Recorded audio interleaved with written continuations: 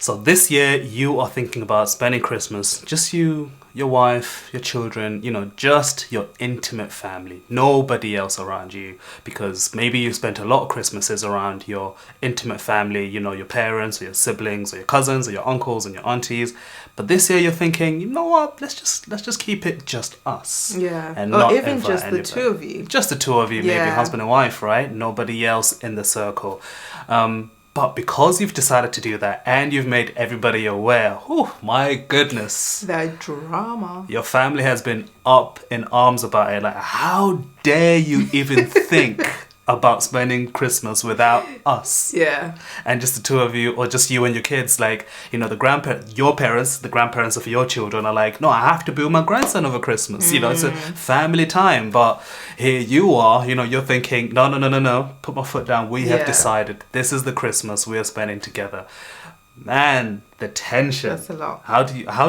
Where do we even begin with this one? Funny that this one's come up because yesterday I was on Threads and I actually created a thread around this, and the thread basically says, I am really praying that as people and families we get to a point where we are more accepting of the fact that a husband and a wife, whether they have children or not, are actually their own family. So it's okay if they want to start their own family traditions. It's okay if they want to spend the holidays as their own intimate family. And it's okay if they want to create memories as just the three of them or two of them sometimes. Yes, it is. Yes, it is. But unfortunately, the family members won't think that. Yeah. So how should they do it? By the way, if you're not following us on Threads, definitely check us out at Wealth with Love. Same thing with Instagram and all our socials. But how do we deal with it? Like, I feel like your family will definitely create a lot of noise with this. They might even start like calling everyone, your sisters and your brothers, being like, did you hear that they're not thinking about spending Christmas with us? What's going on? Are they okay? And sometimes it's the fact that they won't approach you directly and they go around other people. And to be fair, I'd say like one of the best things to do if you find yourself in this situation, do what you want to do. Number one, do what you want to do. At the end of the day, as I read from the thread, you guys as a married couple are a family of your own. You're now your own family unit. You want to create your memories together. You want to create traditions together. If that's what you want to do this Christmas, go ahead and do it. Yes, there'll be noise. Yes, there'll be rumbling. Yes, there'll be tension. Yes, there'll be all of this.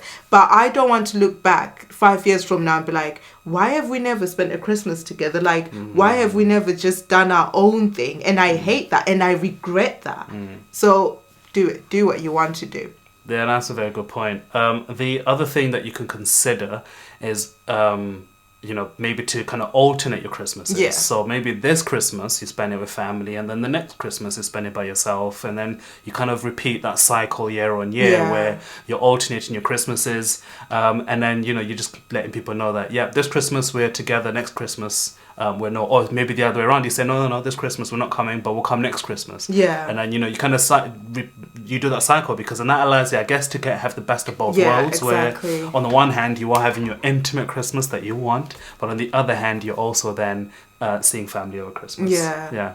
No, I like that idea. And that's actually what we're doing this year. We've decided that we're going to do an intimate Christmas where it's just the three of us, simply because we normally do like the big family Christmases, and we love those, don't get us wrong, we absolutely love those. We love the time we get to see our family, spend quality time with them, play all those nice games where I get to bit some of our family members. We absolutely love that, but we want to be very intentional about spending quality time with our son as well, and letting him know that we've also got our family, our own Christmas traditions when it comes to our intimate family, because I wouldn't want him to grow up and then 10 years or 15 years from now it's like, but why did you guys never ever spend Christmas with just me or just as us as a little family? Another thing that you could do, especially if you live quite close to your family members, is you could maybe see your family for Christmas breakfast, in the morning. Okay, some people don't wake up for breakfast, so let's just be honest. But like maybe lunch, right? Like you go see them for, 4 hours or 3 hours in the early afternoon sort of time, and then you go back home. And then you do your own kind of dinner and things like that. So that could be, again, it's an alternative approach. So rather than, the first one we mentioned was Christmas this Christmas we're together, next year Christmas will be ourselves. Whereas this time around, you're actually doing both of them in the same day, but you're splitting the day in two. You're saying, right, in the morning we'll be family, and then in the evening, just the two of us, or even the other way around. And that actually might work out well for you, because you kind of, you're trying to do the best of both. You're juggling both, but at the same time, you're not waiting until next year to then experience time with them. The intimate Christmas or your family big Christmas. Yeah. And another alternative to that one is actually just going abroad. If you're really adamant that actually we want to just spend Christmas as just the intimate family, the two of us, the three of us, or the four of us, go on holiday. Yeah. And you know the funny thing that I've found, about going on holiday, no one will ever question you or be upset with you if you're like, oh, I'm going away for Christmas, I'm going on holiday. Well, they might be upset, but like they can't really say anything. But they won't really make as much noise as they do if you're local. It's that they don't think it's strange to spend Christmas in a different country, but they do think it's strange for you to be like, just the two of us or just the three of us. It's crazy. It's such a crazy thing. But this one is definitely one of those ones where you're drawing the line in the sand, because you're like, no, I'm going away, and it's almost like I won't even be here. It's like there's no other option. Like, let's shut this conversation down right now. I'm abroad, and me and my family are gonna go away and spend time in Spain or whatever for Christmas. And it's similar to like destination weddings where people get married abroad. It's like that sort of thing. Yep. Where you just know, like, some people are not going to bother coming abroad, and that's actually a good thing. Like the people who really, really care will be there, but people who won't care won't bother. And it's that similar, I guess, approach with Christmas. So you're just like, we'll go abroad, and then just maybe that increases your chances to have your intimate Christmas by yourself, and then next year you can then stay local.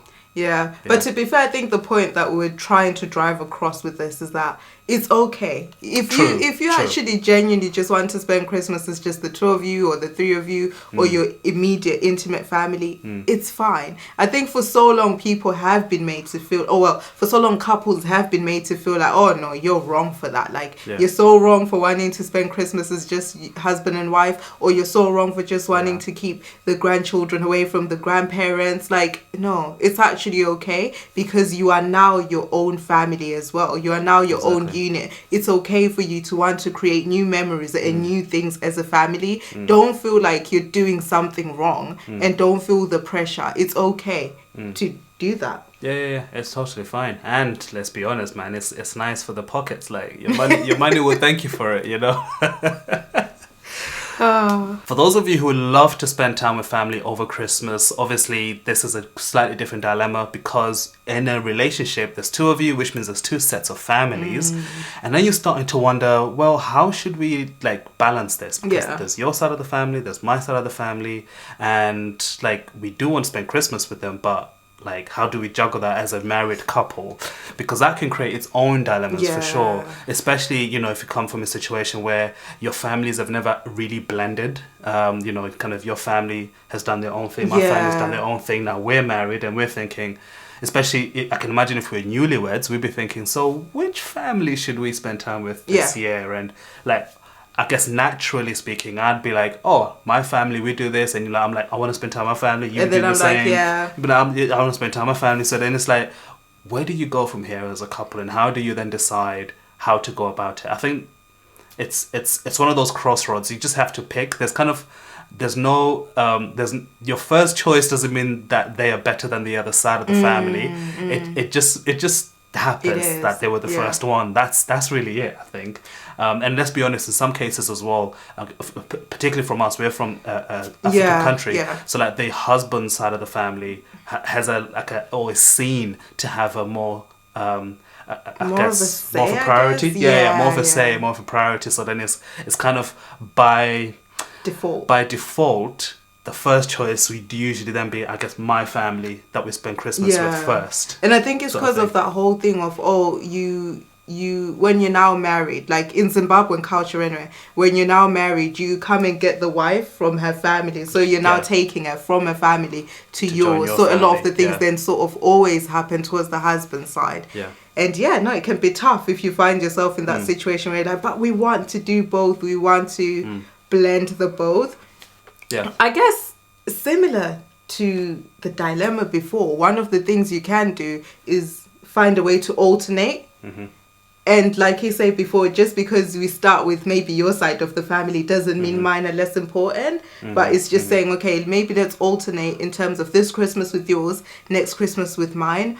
Or we can alternate in terms of we spend Christmas Day with one family and then Boxing Day with another family. So we get the best of both worlds in a sense. Yeah, so alternating effectively. It's the same kind of concept, but you're alternating families this time around.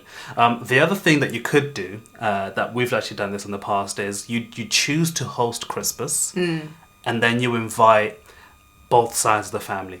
Right, yeah. Invite maybe your parents and my parents, your siblings, my siblings kind of situation. That way you're actually then able to spend time with both of them at the same time.